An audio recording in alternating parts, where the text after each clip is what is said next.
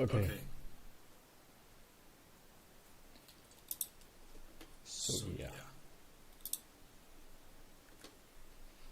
We are up and running.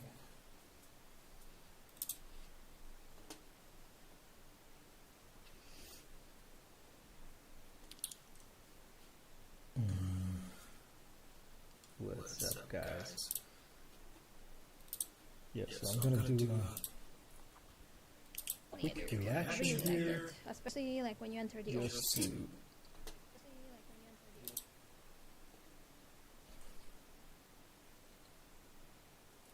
sorry about that.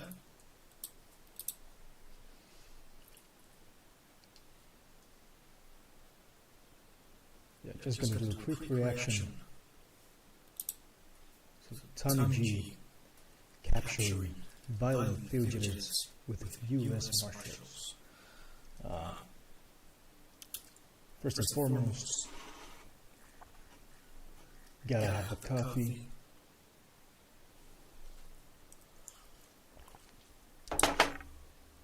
You also have to stay hydrated. Personally, I like to have my carbonated water.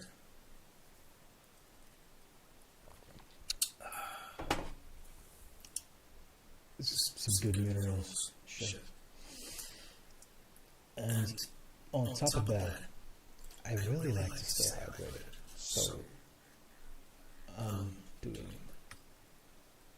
some strong electrolytes.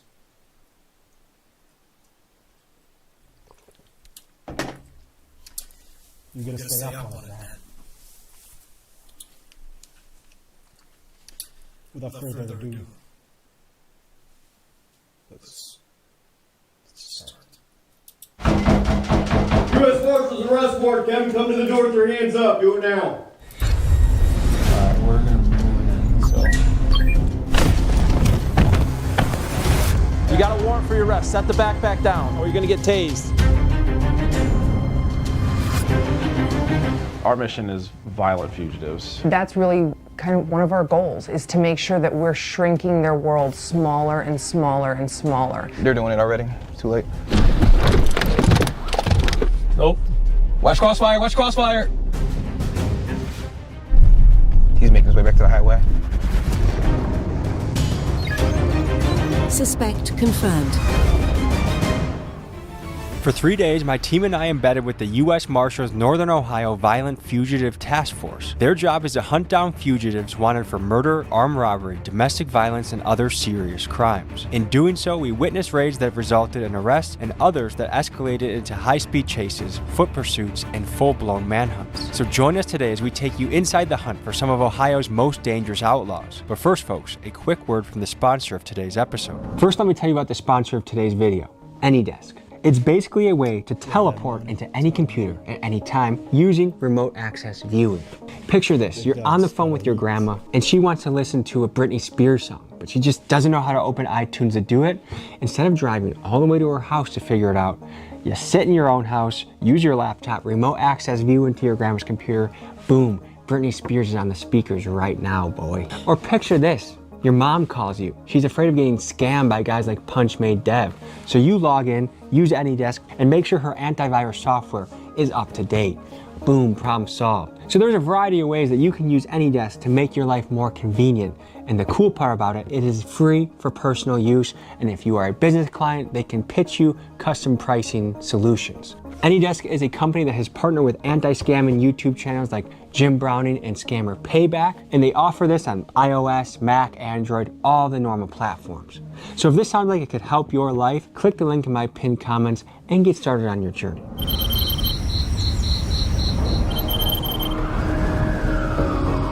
I'm waking up to go bust fugitives with the U.S. Marshals. It's a dream come true. A lot of these guys are willing to run, willing to fight, and so these marshals get themselves into some dangerous territory. Let's head to the office. Let's get some outlaws.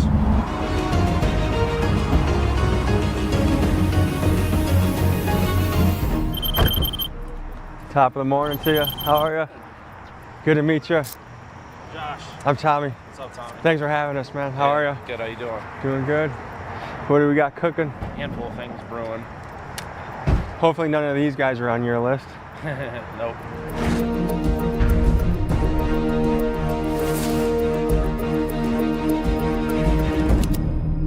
All right, so we're just about to head out on the first mission of the morning. They're getting comms in order, they're prepping, they're getting everything arranged, and it's kind of that calm before the storm.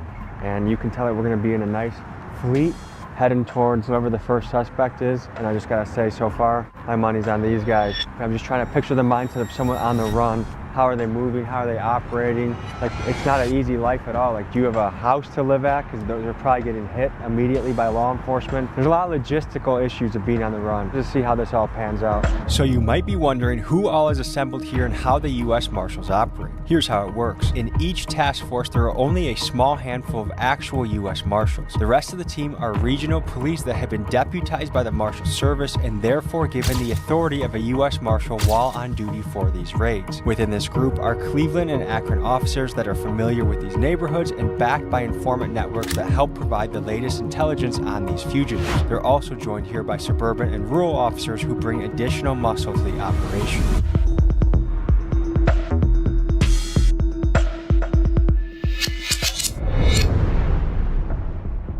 For this case that we're going to deal with, we got information to believe that this guy's at a place in Akron. So what we're going to do now is we got a meeting location that we're all going to go there. We're going to get out. We're going to brief up the fugitive, the house we're going to be dealing with, come up with a tactical plan to do that, and then we're going to go knock it out. My name is Josh Lau. I'm a Deputy U.S. Marshal in the Northern District of Ohio. I've been doing this since 2010, so going on 15 years. We hunt down. You think they catch these guys with the baseball bat?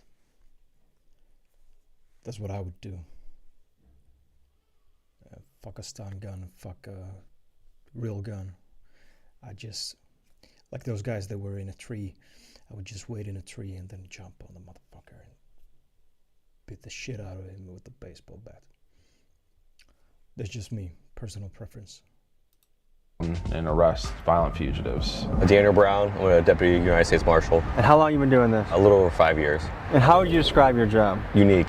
It's something new every day. You go anywhere from a lot of surveillance, a lot of intel, a lot of working sources. People get violent, people start running from us, so it changes all day. Folks, the United States Marshal Service is the oldest federal law enforcement agency in the United States. It was founded in 1789 under President George Washington, and from the Wild West days tracking fugitives and guarding judges to enforcing desegregation in the Civil Rights era, the Marshals have kept themselves busy making American history. Today, their primary missions are as follows: apprehending dangerous fugitives, protecting judges, witnesses, and courtrooms, transporting prisoners, and ensuring justice across all 94 federal districts. The Marshals we are with today, their bread and butter is capturing violent outlaws, and that's what we go out today to do. So, what's an example of how savvy some of these guys are? It can go anywhere from like staying at a different location than they normally would to completely changing their identity, their look. Like, we've had guys that have had like long dreads, they go bald. We have guys that we've had people that dress up as the other sex, like as girls, you know, all the way to that extreme. That's what you should do. We're assembling in a parking lot so that we can go converge on the location, see who has the intel, see who has the contacts, and see if these guys can make a capture of a fugitive. The big thing to know about a job like this is you might see in the movies it's constant action, kicking indoors, but it's a lot of waiting around, letting the information come in, working the contacts, and then just scoping a place out. It might take hours before you actually take the shot and move in on somebody. So this is kind of a hurry up and wait situation. I'm a chef. Oh, you gonna making a sandwich? Yeah, look at it. He had us back to the camera for a reason. What the hell kind of, is that jelly or chocolate? Jelly. Anybody want a peanut butter jelly sandwich? I will take some Fast. You gotta make it. I'm not gonna make it for you.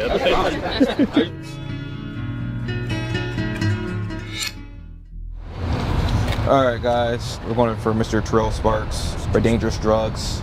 He also has a county case up here for weapons offense. 3 addresses in play. Just from what we looked at from his past history here. The address on the collateral that they gave us is the one that Ryan's looking at right now. He likes the most. It's gonna be I got Hutch out there right now. He's saying no cars are there, nothing at all. He got pulled over in the past with this chick's car, got a ticket, whole 9 yards. The chick lives on Medina. There's a rental car right out front of Medina. That's his dude's MOs. You know, moving drugs in rental cars, going up and down the highway here. I'll send out those couple of addresses. With the 3 addresses kind of break up just in case we see him. That's fine. I think cars here should blend. So yeah, we should be all right. So we can get... If I got any questions, we'll be taking them down to the Fed courthouse. It's clear cut. Cool.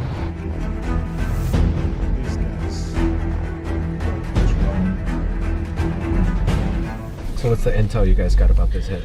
Basically that he could be at one of these 2 houses. So as of right now, we have multiple people sitting on the residence, and we're gonna wait until we hear otherwise. Huge part of our success is the public.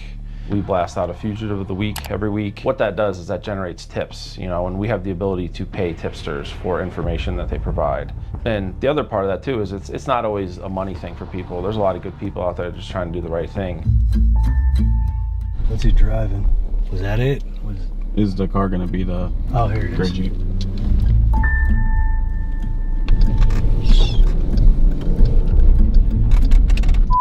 He's continuing north on 79. Got your seatbelt on, Dre? Yep.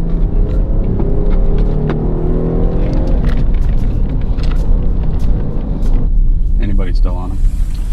So we think we might have target in this gray Jeep up here that we're following, potentially. All right, indicating to go 90 west.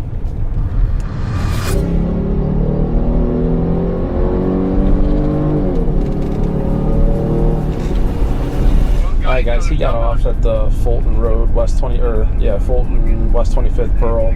Get a good look if you can.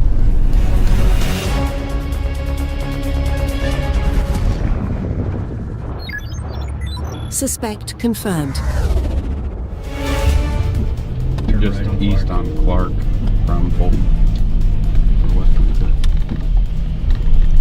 He's pulling into a lot over here by Cravings Food for the Soul. He's parking.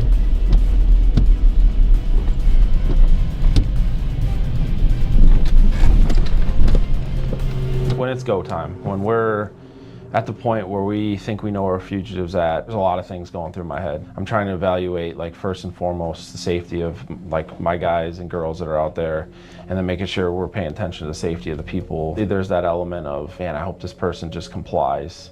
And I hope that, you know, this goes smooth and safe so that we don't have to do anything, you know, extreme to put them into custody, or they don't make bad decisions. I wouldn't be surprised if he ditched the car. Why do you leave it running? Think he cares? That's true. All right, so to recap, we still have eyes on the Jeep. Yeah, he's probably not, like, worried about the gas consumption. Oh shit. I left the oven on. Man, I just gotta say, big ups to Tommy G, man. Watching him over the years, the production quality has gone up so much. Some crazy things. Also, he's almost at 3 million subs. Guys, support this man. We think it might be running still, but target exited the vehicle and walked towards that 7th whatever. Call it when you guys are ready to lock it down. Can you see anything? No. I'm trying to stay back. Yeah. No, I got you. There's a black man.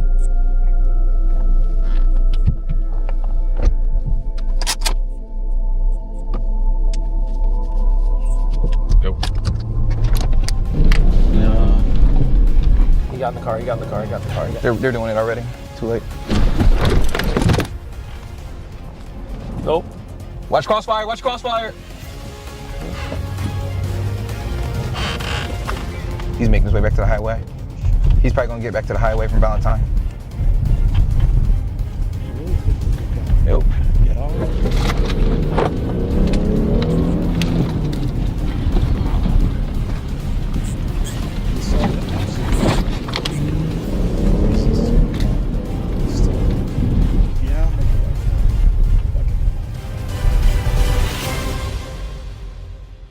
This is Valentine. All right, Yeah, let's just kill lights and sirens for now. Let's let it settle down. We got that something dude fled working from with us.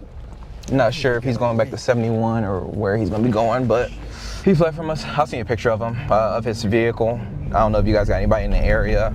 If anything, he's gonna go back 71 to 90 to go back to his spot. So he stays on the east side.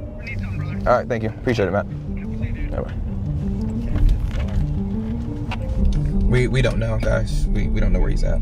It had looked like the marshals had Mr. Sparks good and cornered at the restaurant, but at the last moment, Mr. Sparks was able to get to his car and do the dash and get away, as the local lingo goes. However, what Mr. Sparks may have not been aware of was that... I'm sorry. It's just funny to me. Mr. Sparks did the dash. Is he a fucking cat? Or dog? It just, Mr. Sparks just sounds like a house pet. Look at Mr. Sparks. He did the dash. The marshals were still pursuing him and had a plan to hit a house he was at the very next day. Well, shoot dang it. That is what we like to call a cluster. We didn't know that he was, I didn't know he was in the vehicle. Nobody called out that he got in the vehicle. We were told that he was walking towards the car, and when we looked over, we saw. Did you see the guy walking down the street? So I seen him and I was like, that's not our target. That's not him. He's like 50 years old. And then I look over and dude's putting the car in drive. How do you know when to call it and move on to the next person? First and foremost, like safety is like, that usually dictates for us like when we're gonna leave something until the next day. Sometimes putting a little patience in, waiting, sitting there for another day, or coming up with other ways to know for sure that he's there. You know, I mentioned like a chess game, there's a lot of patience involved.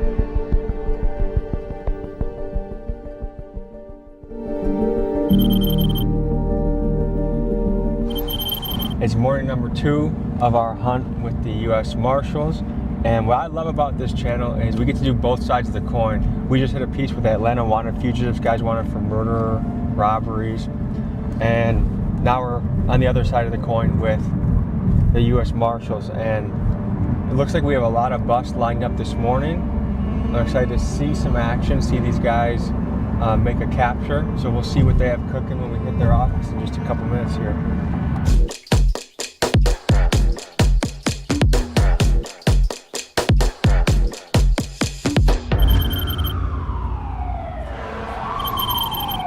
So what do we have on the docket for this guy? Next target is going to be Reginald Henderson. He's wanted for having weapons under disability, legally concealing, carrying concealed weapon, receiving stolen property, drug trafficking, drug possession, and possession of criminal tools. He got solid. I'm sorry I'm ignorant to these terms, but what does weapons under disability mean?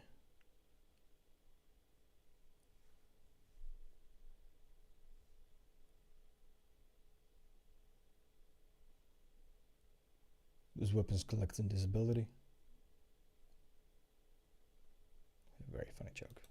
Information that Target works at one of the restaurants here on the street. We've already confirmed with the staff that he shows up here daily and he's scheduled to come to work today. He's got a routine. He normally takes the bus here, shows up early for work, typically around 10:30, 10:40. Goal here is we're hopefully going to spot him soon enough, and then we're going to conduct an open air takedown here on the street, hopefully away from pedestrians. We do have information, credible information, that Target is known to carry a gun. I believe staff and or friends of his have confirmed that with investigators.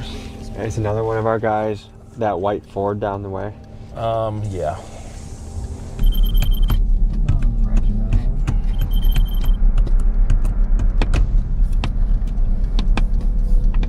Worst case scenario, dude doesn't show up. We got another place for him. I don't know. I think if he doesn't show up by 11, I'm gonna have Stevens see if they'll call him and check in on him, see like what the deal is. They're just waiting for a fugitive to turn up like it's a meeting. Let's hope he comes. Alright, you think we got him coming down the street right now? Alright, south side of the street, so he's going to be on that side. He might be. Gray pants, black and gray hooded sweatshirt. Should be coming up like on your guys' left. Oh, yeah, I see him. He's on our right. He's on our right. All right, we're gonna let him pass. He'll let us pass us. I'll tell you when to start moving. He's like 2 buildings away from map room. Hold on. Let him stay right there. All right, let's dismount. Let's do this. Hands! Police, keep your hands where we can see them. Let's go. Stop digging. You got headphones in? Take them out. Set the backpack down. Set the backpack down now, slowly. You got a warrant for your arrest. Set the backpack down. Put it down or you will be tased. Put it down. Let's go. Put it down. Set the backpack down now, or you're gonna get tased. Keep your hands where we can see. Walk. Let me see your hands.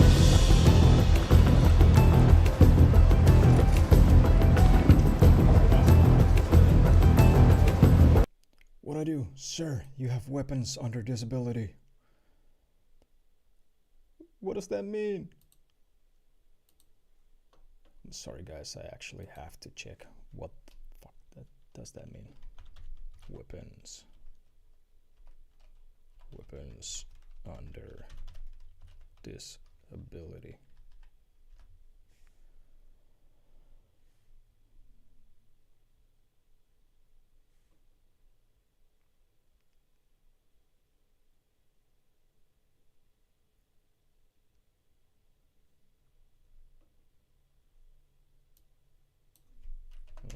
Still can't see anything.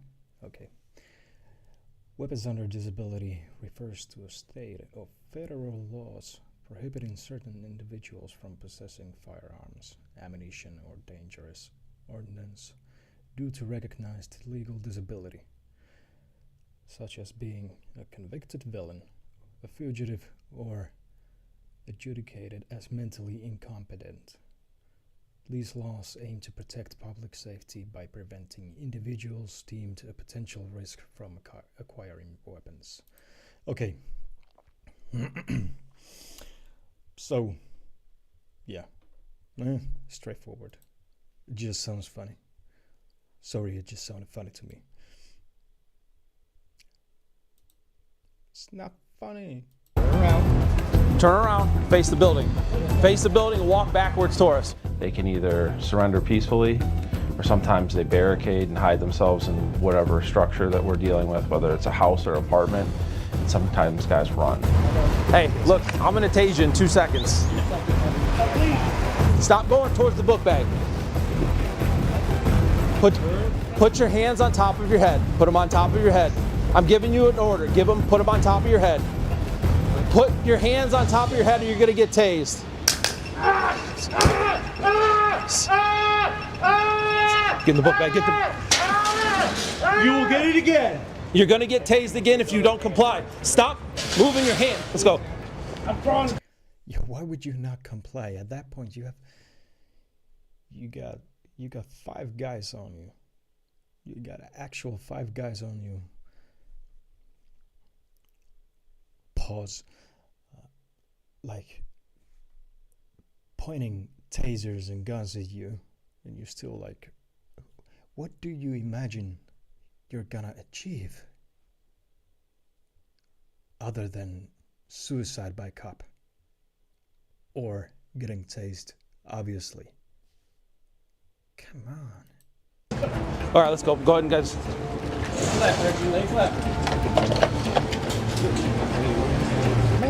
Man, he was making me nervous.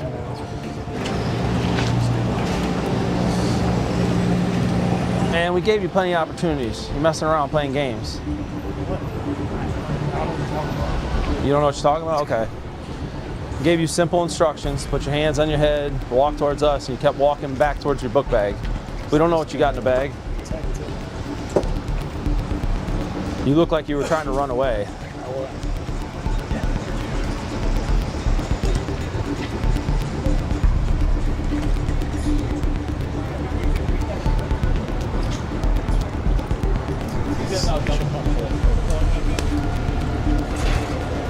Oh, and his earbud.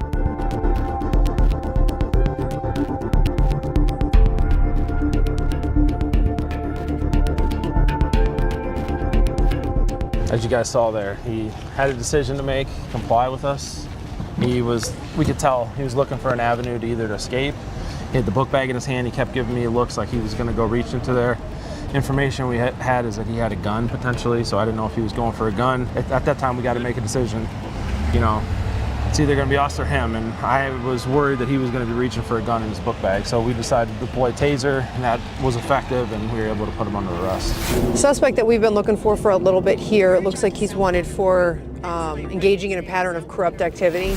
And he has a significant criminal history, it looks like, too, like multiple arrests from multiple agencies. My name's Ann Murphy, and I am the Assistant Chief with the United States Marshal Service in the Northern District of Ohio. 15 years I've been on the job. You know, we're not looking for people who jaywalk. We're not looking for low-level drug dealers, typically. We're looking for guys and girls who commit homicides, robberies, felonious assaults, rape cases, things like that. And people who don't want to be caught, people who are actively hiding from law enforcement. So, you know, he's familiar with law enforcement. He knows the drill. He knows what's going on. He probably knows he's wanted also. Our team's set up over there right now. We're gonna meet up with them, finish pushing the information out to the rest of our team, and then we'll figure out how we're gonna deal with it. No movement. So it looks like the target may have left this original house, left in a vehicle.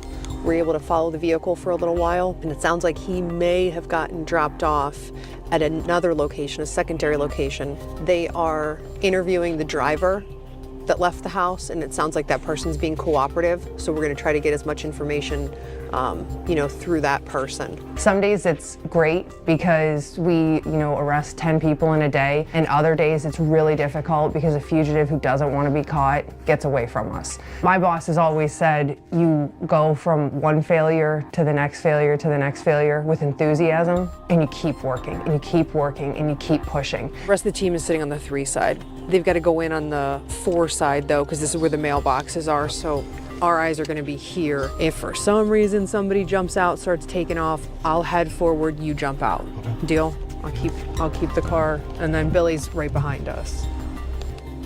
Are they already inside? They're working on trying to get inside. So our team's gonna be kind of moving around just a small portion of them right now to this side door. Nice. It's open. Yep. First door's open. Do me a favor, just stand behind this car, thank you. Copy on the Hastings side. I would say 100 things are going through our head, and especially depending on where you're assigned within the team, you know, depending on your role, you might have 2 thoughts going through your head, and that's it. Like, I need to watch this door, I need to watch this window, or I need to make sure I'm making sure the neighbor isn't gonna try to get me here because the neighbor's buddies with the fugitive. You're thinking about all the things that could be going on behind those walls that you can't see yet as you're going up to knock on that door. You know, are they gonna come to the door and say, oh yeah, you know, Johnny's just right around the corner, here he comes, no problem. We knew this day was gonna come, here he is. Or, you know, do they see you coming and, like I said, the family member hands them a pistol and says, go hide, you know, or run. So they've got one in custody upstairs. He's up in the 3rd floor apartment. So they're just working on, you know, getting him, obviously he's in handcuffs now, but getting him kind of dealt with, making sure he's dressed, got his stuff that he needs. We'll let he was cooperative in there, let his family know what's going on. They'll bring him down, and then we'll take him over to county. Move on to the next one.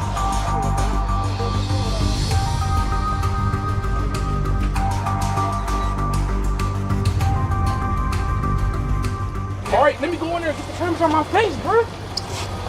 You're gonna do what we tell you when we tell you, which is going a whole lot different, right?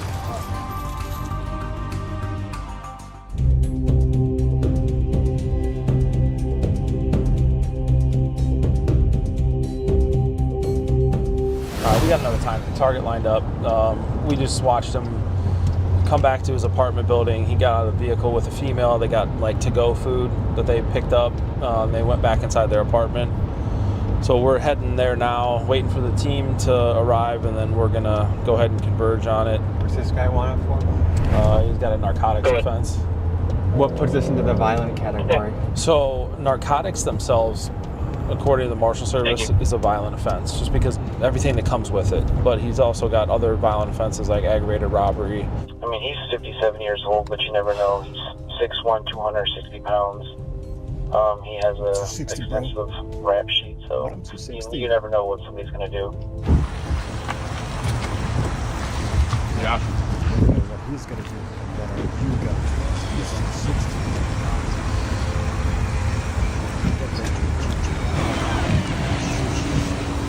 You're gonna need a shove or something?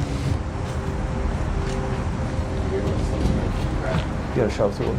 Yeah.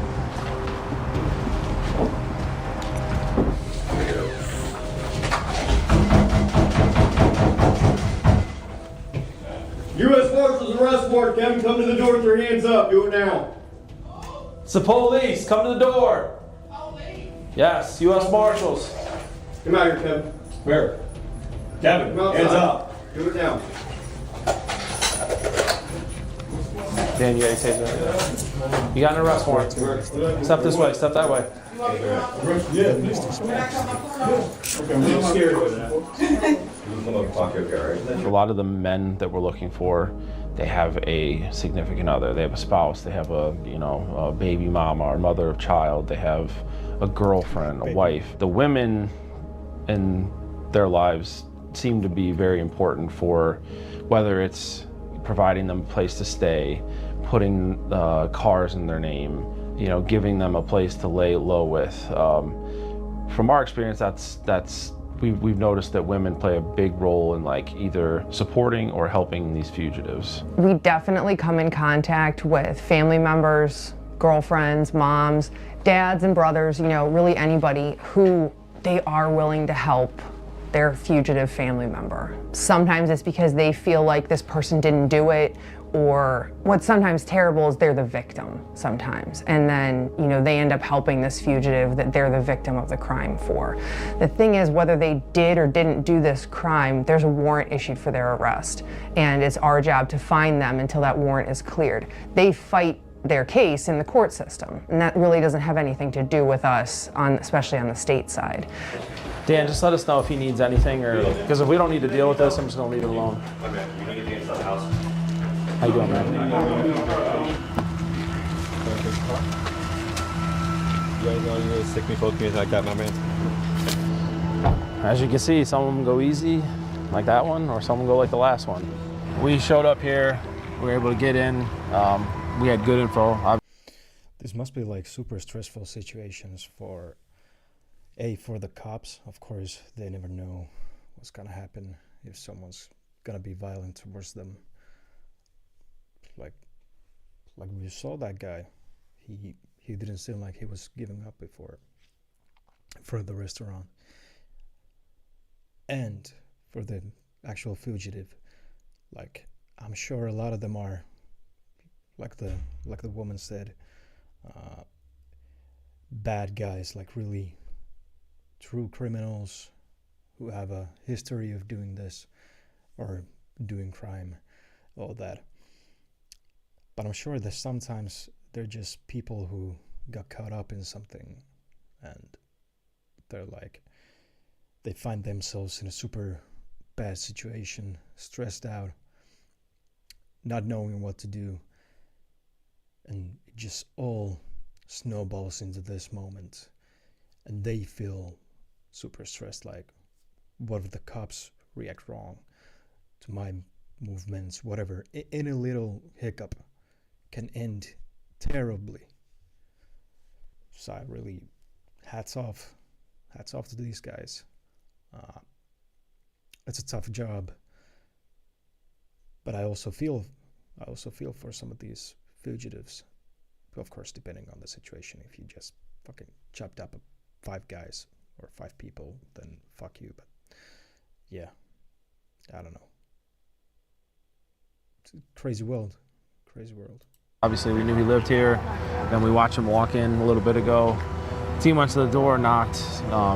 His wife was the one that ended up making first initial contact with us. They were compliant. That's the way we prefer it. We prefer them to surrender to the door, nice and smooth. We don't like to have to use force or have to do anything difficult with these, with the people we're going after. Wow, in and out in about a couple minutes, huh? Yep.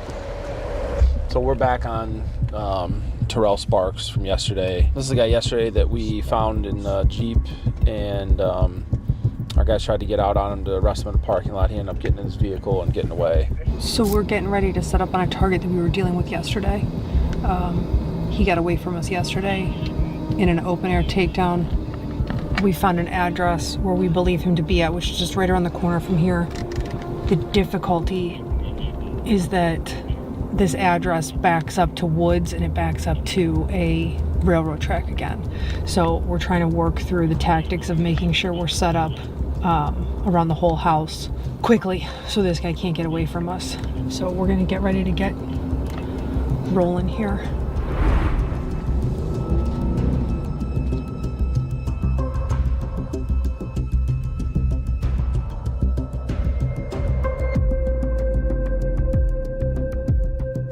Here, let's go. Right here, it's right here, dude. Is that the Jeep?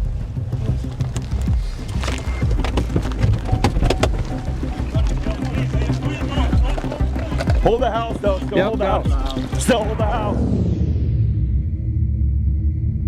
Oh shit. You see that?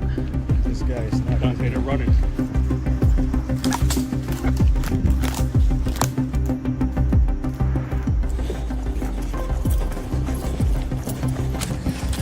So he slipped out the backyard. I saw him go. And now they're trying to establish a perimeter or where he went to next. They got their drone up. Pop. He's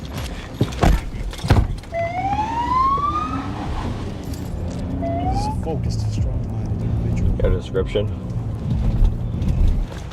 All right, I got Mansfield guy sitting on Medina Stillmore coming this way. When something like this happens, you guys call in additional units and police backup? Yeah, at this point we're going to have patrol cars from Cleveland Police, as well as the other teams that are in the area, basically anyone available at this point.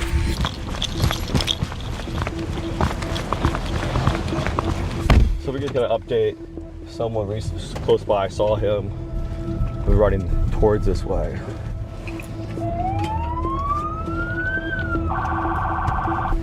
Went down about 55th. What do he look like? I don't know where my flag is seen. All right. One of the RTA guys said they saw him at 55th Street. That's all he said. He said one of the flaggers just saw him. So Annie, what's running through your mind right now? That if he made it 20 blocks, it's going to be an impressive run. We got plenty of bodies out. The hard thing is we're just spread out everywhere. We have good comms, which is good. We're just trying to make sure you're taking in all the information that's coming over. We've got a drone up. We've got multiple teams out. Through the house, through the house. Hey, police, come to the door. Let's go. I mean, this guy's kind of good. They have drones out. They have multiple officers, multiple marshals, multiple cars. Especially the drone thing. Like, I feel like this guy's ran before. He's good. He's good. Man, imagine putting that perseverance, that ingenuity, the wit in something positive. This guy, he'd really be something way different. Life's about small moments in time, just fractions. The moves you make. You go this way, you go that way. Man, never know where you end up. This could be you. If you're in this situation, change your ways.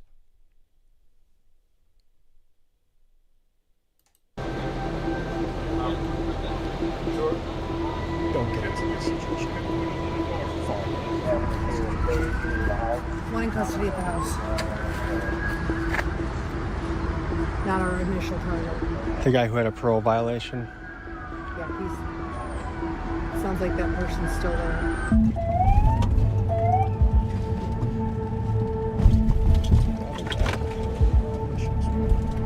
We have a possible sighting that he was over here running, so we're working on getting the train shut down real quick. We're thinking maybe Terminal Tower. He couldn't have got this far. I mean, we stopped. This is the one that we stopped. 337, 309. No train could got to the tower, correct? No. I'm at train 337 and 185. RTA searched these trains. No one matched the suspect. They said there's no way he could have got to Terminal Tower because these trains got stopped. So a guy got away twice in the last 2 days. What does that make you think? First time, he was very lucky. He just got to his car faster than we got there due to traffic. And today, like we said before, he had surveillance footage up on his house pretty good. So before we had our perimeter set. Yo, this guy's fucking Houdini. How are you gonna get away with drones, with the train stopping? Like, well, how? How, man? He should be a fucking magician or mentalist or something. He saw the surveillance, us coming up, and he ran out the back. Honestly, a little disappointed, but not that disappointed because I know we're going to find him. The thing is that he has to get lucky every day. We just have to get lucky once. On scene, like all the swear words go through your head at first. You know, like you're just angry. But then... What if he's a violent fugitive? Like, I get that the cops only have to get lucky once. What if he's like a violent fugitive and he continues to commit crime, but you guys just never catch him? Holy moly. You know, you take that breath and you keep moving. You keep working through whatever set of problems you have. You know, whether it's having to get through the house, having to get through the woods, having to get through the train tracks, whatever it is, you work through those problems. And then you work on, how do we get better? You know, do we make any mistakes? Do we do the right thing? Where do we need to improve ourselves so this doesn't happen again? How do we get better to do this? And in turn then, what's our next steps in our investigation? Like, you can't dwell on what you did great or what you did wrong. You have to learn from it and move on. Second time he kind of got away from us. I mean, I was out there yesterday, kind of. Man, that guy must have been, like back in the day, in the neighborhood, he must have been the best at hide and seek. Nobody would have ever found him. Also the best.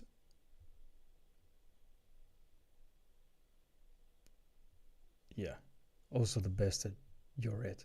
What's a fucking tag?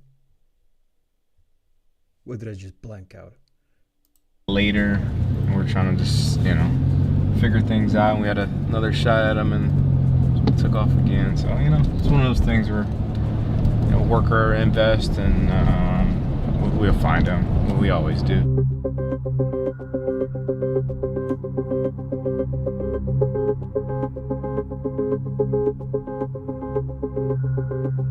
So we're gonna go from here to meet at a location, just like a parking lot, brief up the case while we're all together.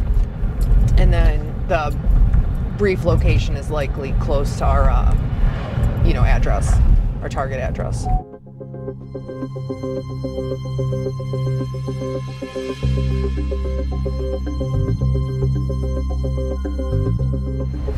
Thinking of how ugly of a situation it is for this guy has teen sons. Right? Right? Like he's already strangled and pulled a gun on their mom. They got 2 other little babies in the house. They're probably scared but want to stay with dad. I get it too.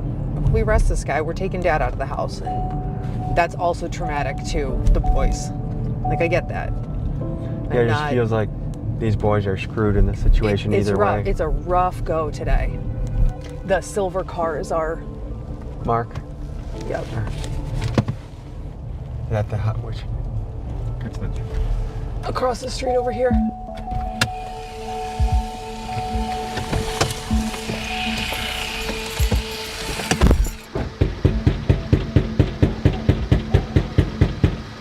U.S. Marshals arrest warrant, come to the door.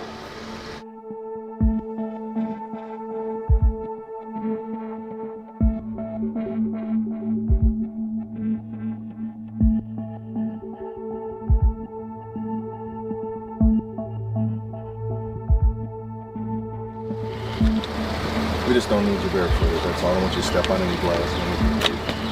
Here, go ahead and have a seat. You can have a seat here.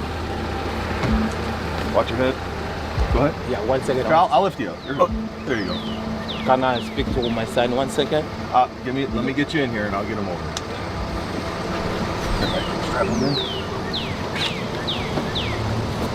One of your dad wants to talk to one of you guys.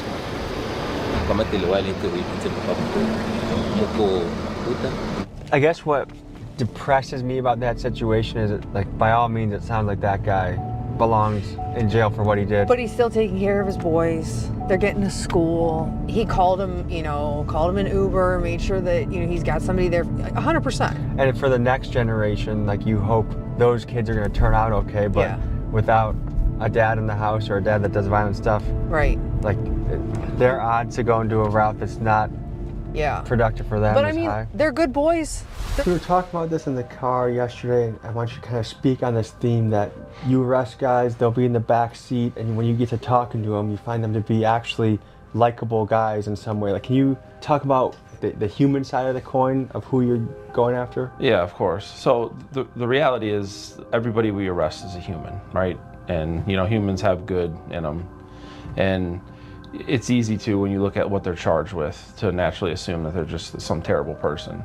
But a lot of times what we've found is, there are people that once you get them in custody and they're sitting in the backseat of your car, they're just like everybody else, just like you and I. Like, they have a sense of humor, they have like compassion, they're funny. More often than not, we end up developing some type of rapport by the time we get from, putting them in cuffs till we're booking them into jail. So what are we walking into on this one? So we've got a new case just assigned to us. It's a female wanted for felonious assault. Shirley Jackson here is wanted for assault with a brick, actually.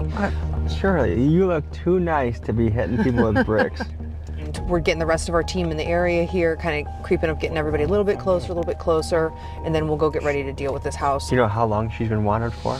The incident happened earlier this summer, June, July-ish, I believe. So not that long. So has she been evading since then, or does she not even know she might be? She may not know she's wanted, but I mean, she's got to know she hit somebody with a brick. Which one is it? So it's going to be one of these right here. So just... Looks like you're...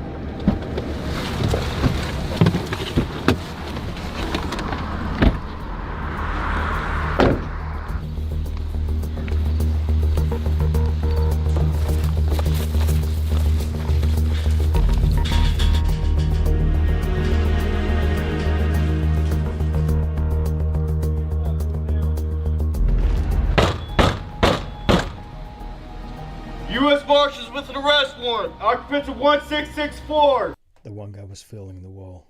Like, vibrations.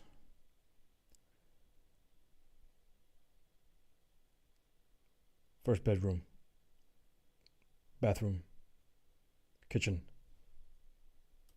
Come downstairs immediately with your hands up. Make yourself known. Come outside. Come outside. You have clothes on? What's your name? Shirley. Okay, where are your clothes inside? Where's your room? You stay in your room? Hello. I verified your warrant this morning for the city of Cleveland, so we're gonna get you dressed, we'll get you downtown, then somebody will come talk to you about what's going on.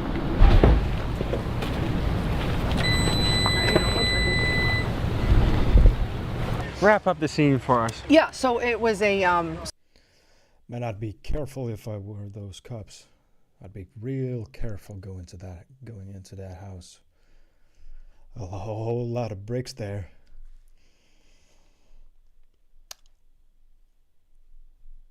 A whole lot of opportunity for that girl to just go ham, go all out the way she loves.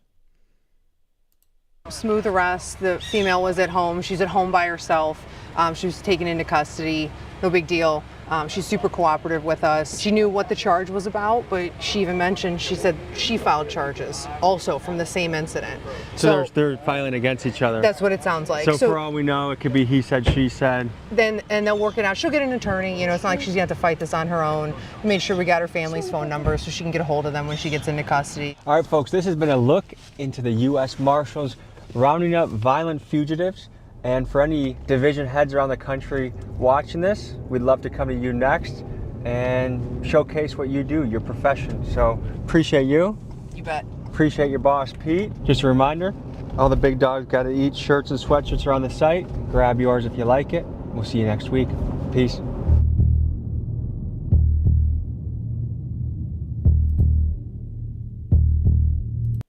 Okay, holy shit. So, man, I gotta know what happened to Mr. Sparkles. Is he still out there? He just fucking threw down the smoke bomb like it's gone. Masterful performance. Okay. All right. I think we could still let's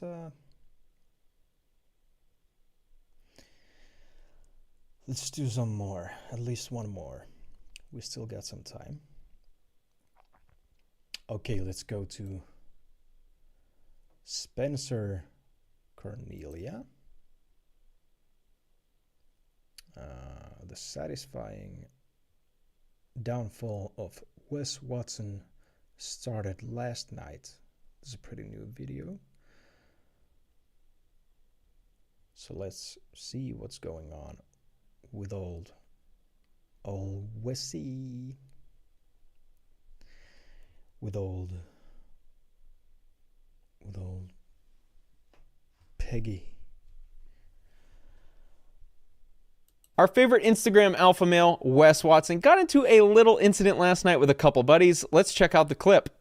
Shut up and turn around. We're filming. Shut the up. Shut up and turn around. We're filming. Back him. I'm not even in it. Alfonso, smack him. Not even a camera shot. I don't know when we're talking. Yeah, the ultimate combo. Fucking Jack Doherty and Wes Watson. Holy shit, man. Alfonso is his security guard. He has to go everywhere with the security guard because, of course, he attracts a lot of attention, but negative attention, unfortunately, just like this clip. We're drunk. Shut up. These little kids get their beat now. Shut the The problem with Wes is everywhere he goes, there's drama and problems. To set the stage, this is in Miami. This is a little area called Brickell, very popular at night. And this is where the incident ultimately takes place. But you can see there's already some tension. Everything with Wes is confrontation, is problems and drama. And if you aren't familiar, Wes Watson is really big on social media. He's been in a lot of big podcasts. He has a lot of views across all platforms. He is the kind of guy that utilizes his wealth and flashy cars, jewelry, money to attract your attention. I'm showing you his Instagram real quick. You can kind of get an idea of what he's about. And he has a link right here to go to his coaching pages. So that's how he makes his money. He has a little lead funnel here. And it's really funny. We'll cover this in a minute, but basically he is like a mentor. Not exactly a good mentor in my eyes, but he's a mentor for your business or your fitness or mindset. He coaches. These three appear to be good friends. In another post I found, Nick and Rob All Limits are in this post together. The description, we built different, survivors, nothing can break us. Apparently they've got a really tight bond, but on this night, something happened. The two I just showed you are these two guys right here about to get in the altercation. That's the bodyguard stepping in between the two. He sensed something was going to go down, I'm sure. These guys are nothing but problems. Keep in mind, these guys are pretty well off. They're in Miami at night. What are you doing fighting each other?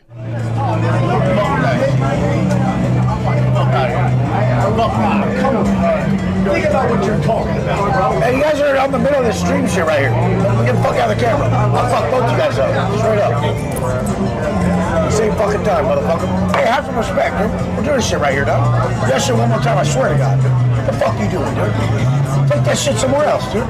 We're doing some shit right here, dog. What the fuck? I find everything Wes does to be funny because it feels like he's still in prison. Like, even though he's out, it still feels like he belongs in prison. Rob posted this image on his Instagram. I think there were another couple pictures that showed that Wes was his mentor. I'm sure he signed up for his... Isn't he supposed to go back to prison? He just straight up assaulted that guy with, like, a lifting belt or some shit. Thought it wouldn't have passed as a self-defense. I don't know. Haven't seen the latest updates. His coaching program, and then they became close somehow. The little altercation seemed to escalate a little more. What? What you want to do about it, dog?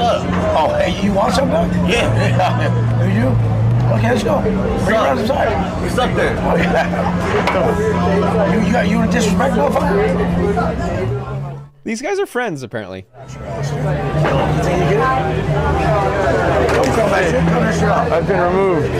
We're fucking doing some shit right here. You want to disrespect, motherfucker? Straight up? The audio gets a little quiet here. You might be able to hear Wes in the background. One thing I find really interesting is Jack Doherty, this little guy, if you don't know him, he is known for causing drama and scandal and just bad behavior. And it's really interesting to watch that he actually starts to feel uncomfortable. He's the guy that instigates these types of things just for his camera and just so he can get views. And he feels uncomfortable. That's not fucking respectful. What you've been doing the whole fucking time, motherfucker. Start put that shit, put some 12-year-old kid and fucking with Nick in the fucking camera. Take that shit somewhere else. The fuck I swear to God, I'll fucking come to your house right now and put shit out your ass. I think you can fuck me, motherfucker. It's not the fuck out your little ass. I will fuck your ass up so fucking bad, dude. I'll be at your house. Starting to get a little homoerotic. Why are you gonna go to his house? I'm gonna come to your house. I'm gonna come to your house. I'm gonna fucking cook breakfast. We're gonna make love. We're gonna do a road beating. Prison style. So you can never fuck with me, fool. I'll fucking beat the fuck out your ass. I'll show you who the fuck you are, motherfucker. Wes is so funny to me. I just can't imagine making so much money and the outcome is that you want to fight friends. You always want to fight people. This is how you act in public. This is success. This next clip is great. He talks about all the answers he's found. I look after a community of people that I love. And as a Spencer, here's the thing, man. Yes, that's the ultimate definition of success. He's doing whatever the fuck he wants. And he's getting compensated for it very well. That's why all the cars and shit are rented. Because, you know, with interest and loans and everything, it's just inflation. It doesn't make sense to buy any of them. But yeah, maybe you should take his workshop. Maybe you'd have a better mindset. Duh, this is success. As a leader, if I slip, they fucking fall. So I know that it's my God-given path to really guide people because I have the answer. I found the answer in the darkest of places. When I was in the penitentiary, I found answers that this outside society, the streets as we call it in prison, needed the answers that I found deep in myself in prison. He's so enjoyable to listen to because you always find little nuggets of wisdom. He found answers. Okay, as you watch the rest of this video, I want you to think about, is this guy a guy who has the answers to life? To me, he seems to always present problems and always get into drama. So does he have the answers? Of course not, but I want you to continue watching and see for yourself if this is a guy who should be leading others. What's he have in his hand, a knife? What the fuck? He has a knife in his hand. Not Wes, the other guy. Wes is just eating food now. The other guy was borderline retarded. I've heard some of his clips on Instagram, and I think his IQ is below 50. I don't know why these two are hanging out with each other, but this is the point that I always get at with Wes. Is like, this guy apparently is a mentor and he's a coach, but Why in the world would you ever pay for advice from this guy? He's getting into altercations with a friend where the other guy has a knife. They got neck tattoos and face tattoos and like head tattoos. I mean, these guys look like they belong in prison. What are you doing paying for this guy to be your mentor? This next clip is one of many that Wes shares of his time in prison. The context is that he believes someone stole his drugs while in prison, and this is how he confronted him. And so I roll back in, I'm like, I'm gonna put him up, bitch. I'm like, what's up? Put your hands up. And he's like, what are you talking about? And like, I shouldn't have done it, but he was still lying on his back in his rack, and I just start teeing off on him. And then I start throwing him around the block, just whooping his ass. I thought this clip was interesting because it's not the first time he's done this, not the last, and one of his biggest issues and one of the reasons why I think he's heading for a downfall is what he did recently in a gym. On Sunday, December 29th, 2024, a widely known fitness influencer and self-development coach, Wes Watson, was involved in an unsettling incident at a popular Miami gym. Self-development coach is so interesting for Wes. I think he needs to take a lot of years of therapy before he can ever consider himself an actual self-development coach. Why in the world would you ever...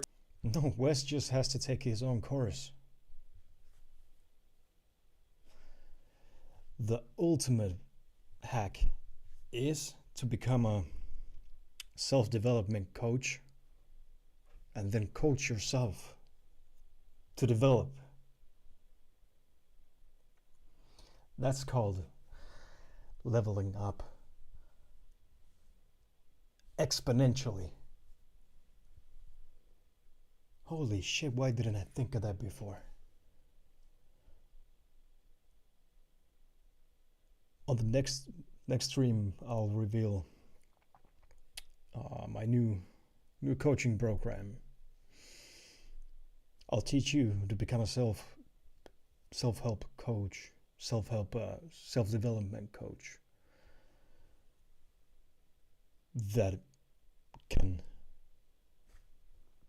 buy his own courses and develop in self, within self, outwards to level up exponentially. Exponential growth. That's what we're talking about here. Compound interest. It'll pay off. It'll pay off. Watch. Take mentorship from this guy. I'm sure most of you have seen this, so I'll go through it quickly. But basically, this guy, Hakeem, and Wes got into a little fight at this gym. Hakeem eventually sued a few months later, and they're currently in court. Sounds like it's not going so well for Wes. This clip was mentioned in the complaint. I'll let you listen. You know how many people talk such a big game, and I go on my Instagram and I say, I go to Elevation Gym down here. I go there 8 a.m. on weekends, Saturday and Sunday, 5 a.m. on weekdays. But now I started going 9 a.m. on weekdays. So we got to give them the update. So when they watch this, if they have a problem with me, they can show the fuck up. But none of these fucking lames online who talk shit ever once showed the fuck up. Think about his platform. He's supposed to be this coach, and if you listen to his videos, if you watch a few, he talks about this elevation he has mentally, that he's above everyone else. But his brand is about calling people out to fight them. These aren't people that like disagree with him in a fun YouTube sense. This isn't real beef. This is random people that he wants to fight, that just pull up to my gym in Miami and I'll fight you. Well, someone actually did. This guy walking up to Wes set up his camera to film. He's essentially accepting the challenge of trying to fight Wes. Now, he's in the wrong for even showing up. You do not show up and be around Wes. This guy is a violent criminal. He's a felon. Don't even be around him. But he showed up, and I think both people are in the wrong here because Wes should not be in a situation where he's calling people out to show up to your gym and fight. Keep in mind that this is endangering everyone at the gym. This isn't just Wes and the other guy, because any lunatic can show up with a weapon. Now everyone at the gym is possibly vulnerable to, you know, what happens between the skirmish between these guys. And so, as you probably just watched, Wes hits him 3 different times. The guy backs up. The guy, and this is where this guy is actually in the wrong. The guy backed up, had a chance to walk away, no problems. Wes was defending himself. This guy attacks him again, and Wes has got his friends there, so why are you attacking 4 guys? But Wes goes way over the top, and with I think the assistance of his buddy, what's alleged is the buddy here, it's a little blurred, the buddy has a dumbbell, or I believe a dumbbell in his hand, and strikes the other guy. And so I'll kind of clip ahead. It's a little violent. It's not for everyone. Just picture Wes punched him about 50 different times. And so I'll cut ahead. He's wailing on him here, and the guy is very clearly defenseless. Yeah, like the blame is on Wes for not being smart enough to not do that, especially being in the public eye and being a felon, an ex-con. But yeah, looking back at this, that was hella stupid from that guy as well. Maybe he was trying to catch a case, to get a bag. I don't know exactly how the law works, and I'm sure it'll play out here over the next few months. But these two clearly engaged. I think that was two consenting adults. But this is, at this point, this kid is down bad, and Wes continues to assault him. And I'm very certain that the law treats this as battery, assault and battery. That once the guy is not fighting back, he shows no. There's no reason to believe that he's going to attack him again. Wes continues to assault him, did so in a pretty ugly manner. A couple of the punches, you don't see it because it's blurry. A couple of the punches were coming down to the back of the head. If you watch fighting at all, if you know anything about fighting, you know that's incredibly damaging to punch someone in the back of the head. That it could potentially ruin their life. So this poor young man is getting whooped pretty good. And there was a few kicks as well while he was down, which is another, if you follow fighting, that's an illegal action for like kneeing him in the face while he's down. And I don't think there's any more, but I think he comes up one more time. Oh no, he got him. He came back one more time as the guy was really struggling on the ground. Wes came up one more time and football kicked him like he was Aubrey for the Cowboys trying to kick a 65-yard field goal. The gentleman, the plaintiff, ultimately sued him, and I think he's going to win in court because Wes went way over the top and showed how manly he was by beating the crap out of him. But, I mean, just a terrible situation altogether. This is about 30 minutes after the fight is concluded. Wes is sitting down with his friends, and the police have shown up. Wes is talking to a couple police officers right here. If I had the calmness like this dude, I'd be better in my life, but I'm not that way. Like, so I'm trying to be a calmer dude and a better dude. Maybe you should self-develop a little bit. Maybe you should buy your fucking friend's course. I think he should. He could sell you his services. It's maybe,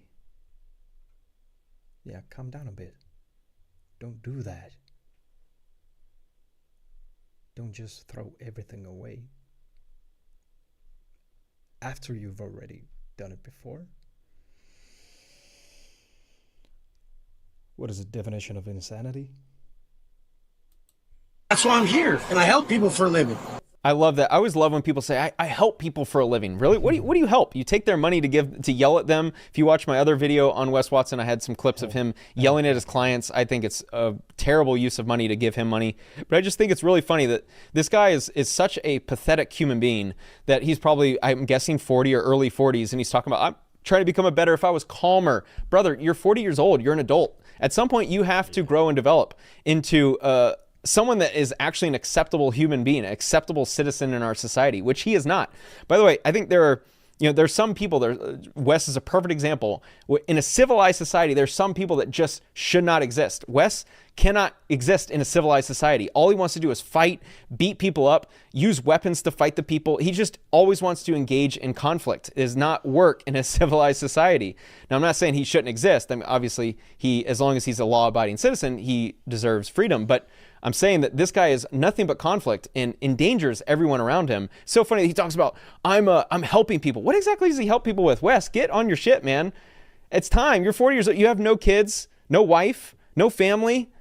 Like, what are you doing with your life? Sure, you got some money and you got some nice cars, but this is pathetic. Pissed. What's your... I got respect for you guys, but f*** that. You guys saw a motherfucker attack me, and I'm sitting here like I'm in f***ing trouble. I'm leaving. You're fine. Don't worry. We get it. I know, but God it, dude. I just was trying to f***ing work out. We understand. I know, but f*** that. What's your... I don't even care anymore. I've been to prison. What's your phone number? 10 years.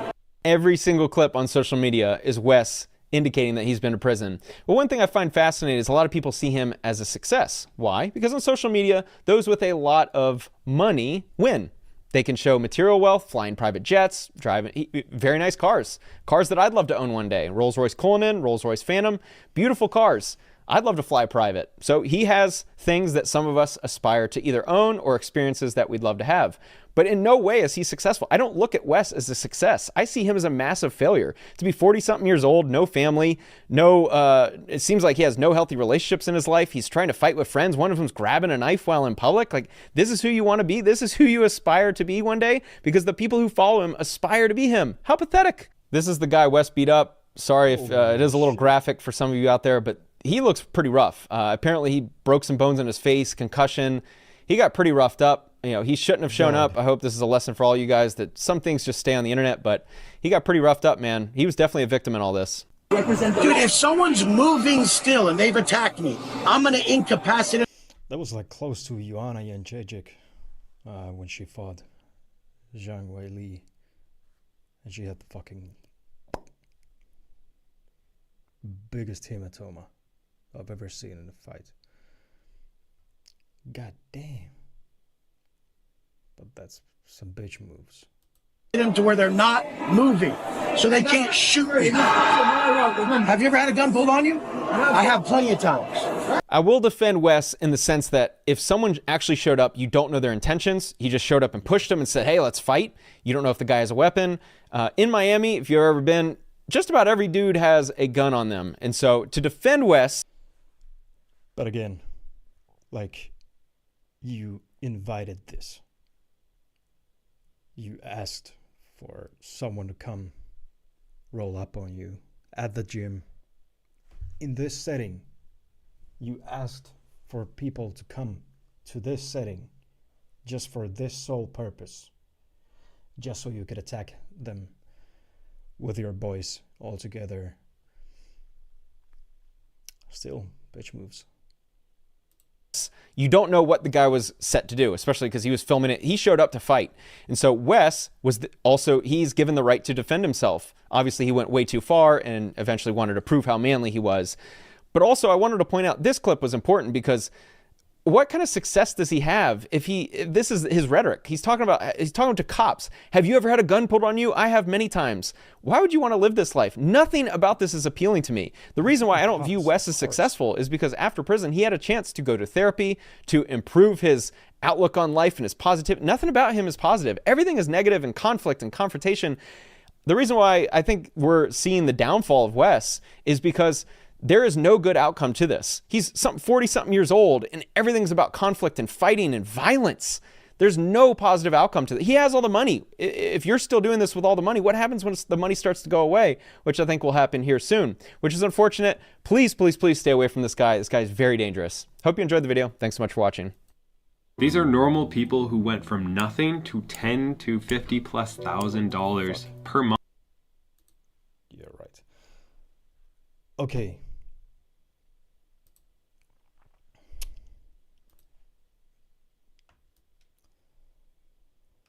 Yes, guys,